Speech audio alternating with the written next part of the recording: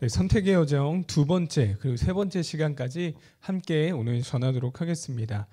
첫 번째는 엘리멜렉 가정의 선택이었죠. 바로 서두르지 말아야 한다. 무엇인가를 선택할 때 서두르지 않아야 됨을 함께 말씀을 통해 살펴봤고요. 우리 지난 제자반 친구들과 함께 나눠보니 예를 들어 이런 게 있죠. 충동 구매하고 후회하고 있다.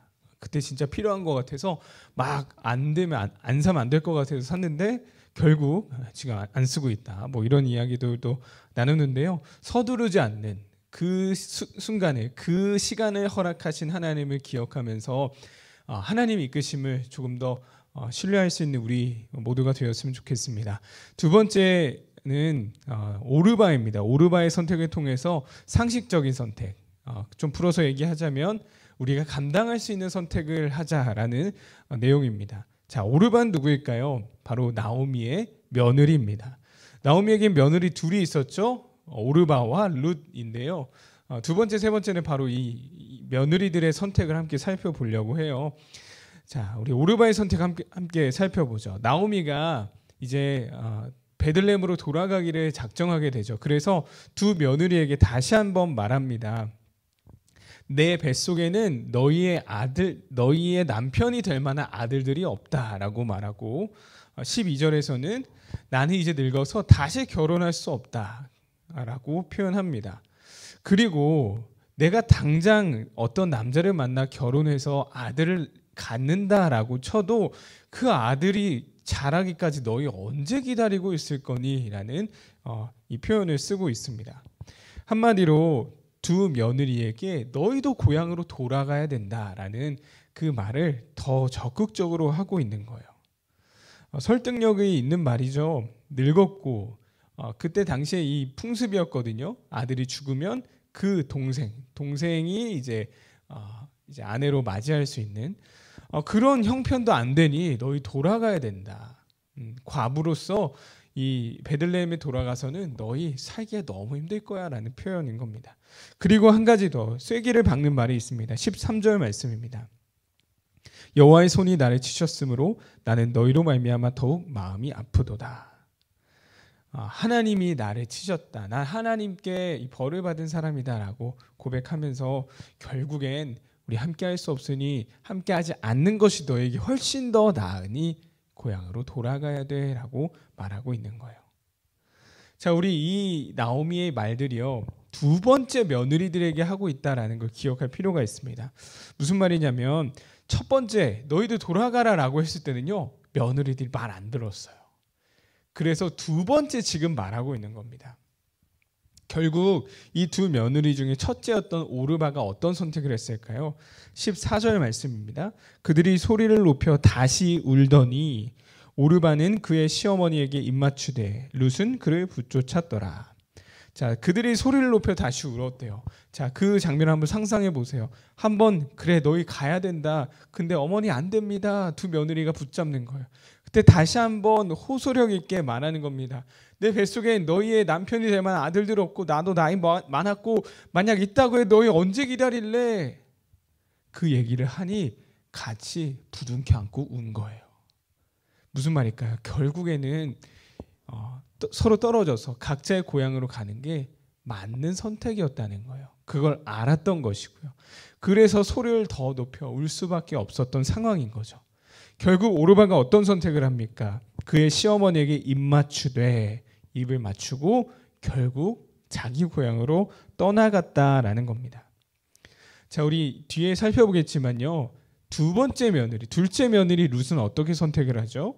결국 이 나오미를 따라가는 베들레헴으로 같이 가고자 하는 선택을 하게 됩니다.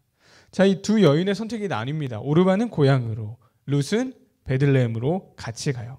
자, 기억할 게 있는데요. 룻기는 누구를 중심으로 될까요? 바로 룻을 중심으로 이야기가 전개가 됩니다. 그래서 우리는 이런 생각을 해요. 룻이 지금 어머니를 따라간 게, 시어머니를 따라간 게 잘한 선택이구나. 오르바는 그러면 잘 못한 선택이네 라고 생각할 수 있다는 거예요. 자, 근데 성경이 어떻게 말하고 있는지를 봐야 돼요. 성경은요, 첫째 며느리 오르바가 잘못된 선택을 했다라고 말하지 않습니다.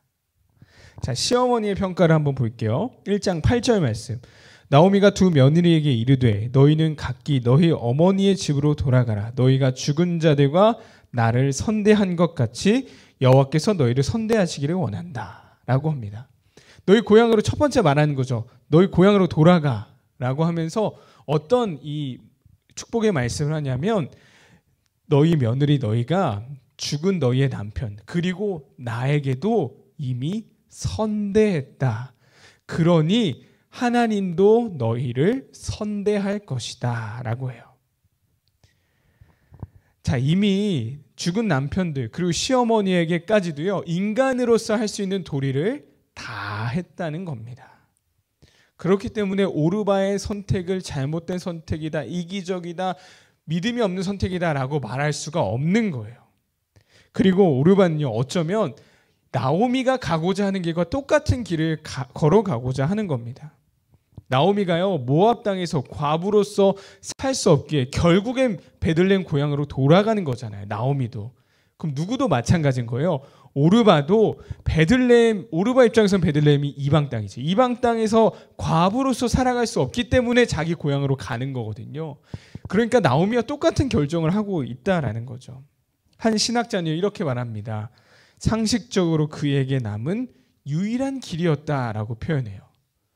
한마디로 오르바의 선택은요 상식적인 선택이었어요. 그리고 그가 할 수 있는 감당할 수 있는 선택이었습니다. 상식적인 선택은 곧 내가 감당할 수 있는 선택을 말합니다. 인간으로 할 수 있는 최선을 다했고요. 그리고 최선의 선택을 했어요. 우리에게도 필요한 선택의 모습이 바로 이것입니다. 상식적인 선택을 해야 됩니다.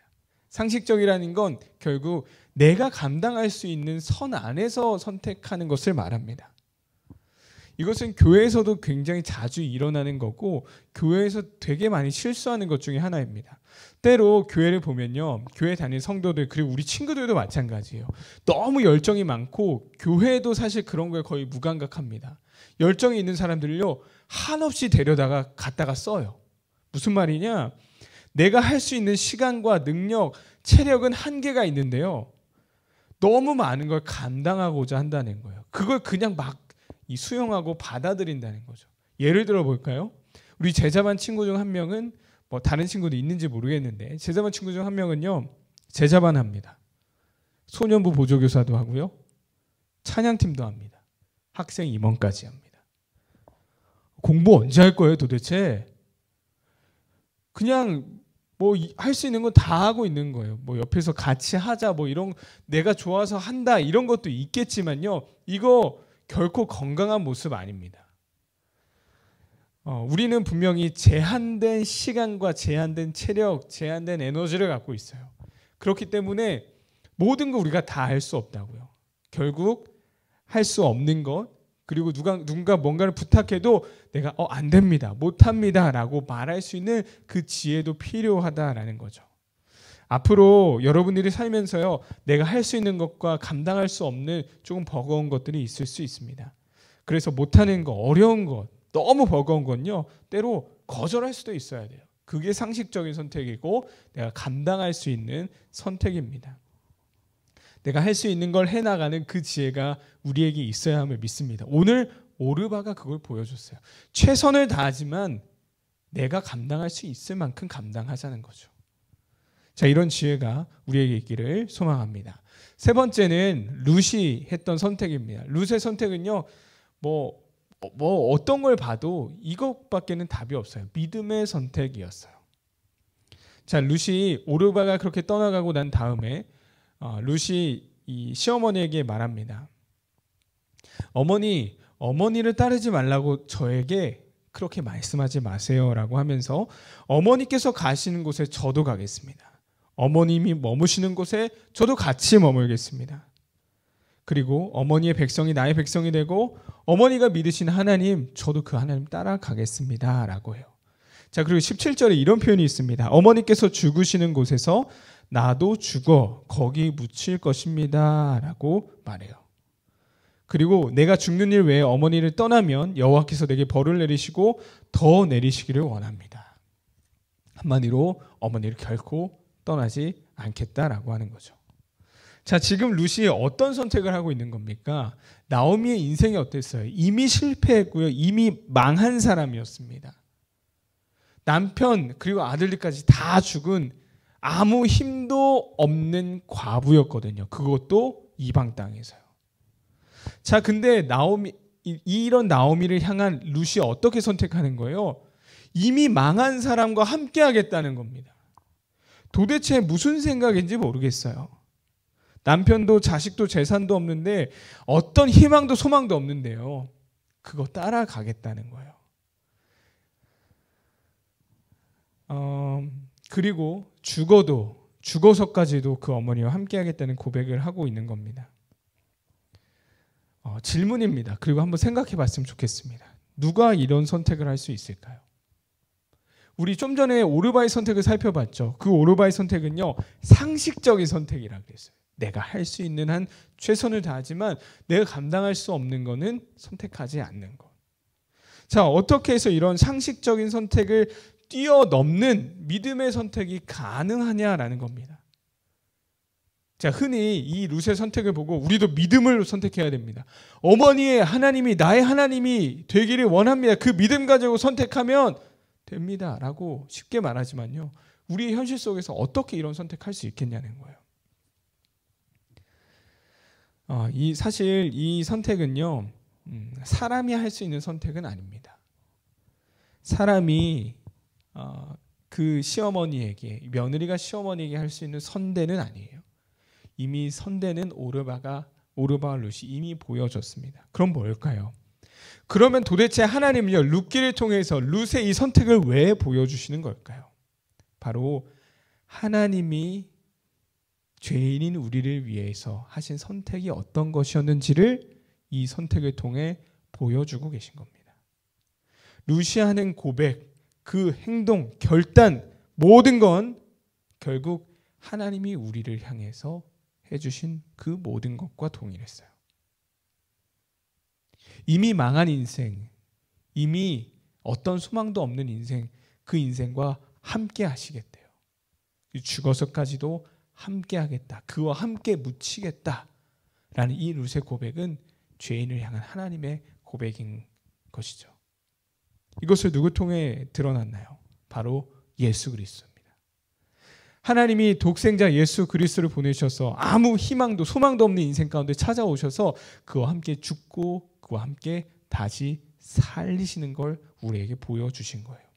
죽은 자와 이미 죽은 자와 죽음을 통해서 함께 하신 분이 바로 예수님이신 겁니다.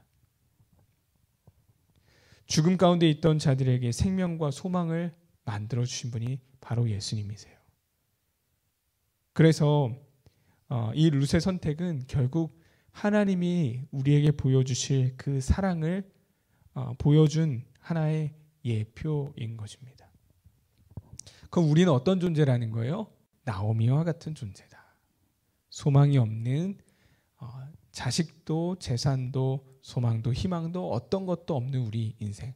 그러나 그 인생을 기꺼이 선택하시고 죽은 자와 같이 죽음을 통해 다시 살아냄을 보여주시겠다는 하나님의 사랑이 이 룻의 선택 안에 담겨 있는 것이죠. 그래서 마지막입니다. 그래서 우리에게 가능해진 것이 있어요. 바로 믿음의 선택입니다. 그래서 우리는 하나님을 선택할 수 있어요. 이 룻처럼 이 무모한 선택이 가능한 이유가 바로 여기 있다는 겁니다.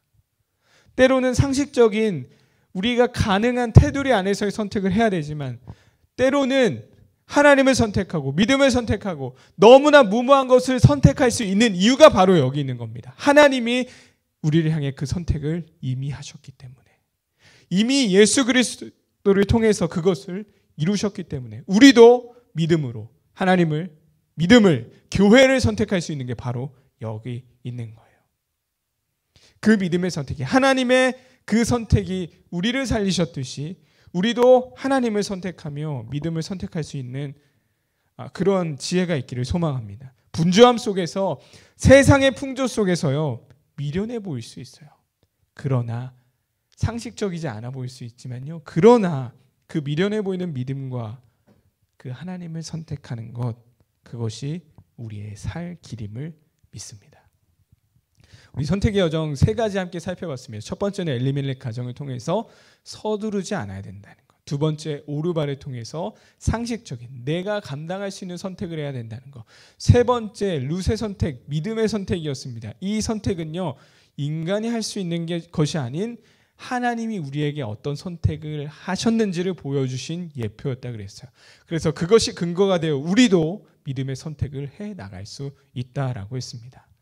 오늘 하루도 여러분에게 수많은 선택의 이 갈림길 안에 놓여 있을 겁니다. 이 세 가지 꼭 기억하십시오. 서두르지 마시고 상식적인 선택을 하시고 우리에게 보여주신 그 믿음의 선택을 기억하며 우리도 믿음의 선택을 해 나갈 수 있는 그 은혜가, 그 지혜가 우리 모두에게 가득하기를 간절히 소망합니다.